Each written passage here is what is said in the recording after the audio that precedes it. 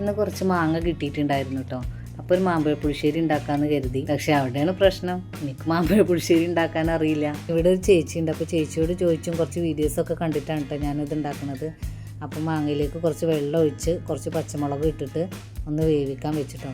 ഏകദേശം ഒരു കുറച്ച് വേവൊക്കെ ആയപ്പോൾ അതിലേക്ക് എന്ത് ചെയ്തു, കുറച്ച് ശർക്കരപ്പാനി ഉരുക്കിയതും കുറച്ച് നെയ്യും ഒഴിച്ച് ഒന്ന് നല്ല ഇളക്കി തിളക്കുന്ന സമയം കൊണ്ട് നമുക്ക് തേങ്ങ അരക്കട്ടോ. തേങ്ങയിലേക്ക് കുറച്ച് മഞ്ഞൾപ്പൊടിയും മുളകും പൊടിയും ചെറിയ ജീരകവും തൈര് ഒഴിച്ച് നന്നായി അരച്ചെടുക്കണം കേട്ടോ.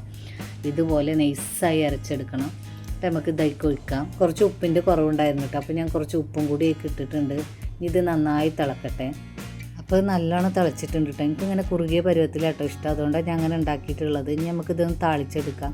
നെയ്യിൽ കുറച്ച് കടുകും ഉലുവയും ചുവന്ന മുളകും കറിവേപ്പിൻ്റെ ഇട്ട് നല്ലെണ്ണം താളിച്ചെടുത്തു.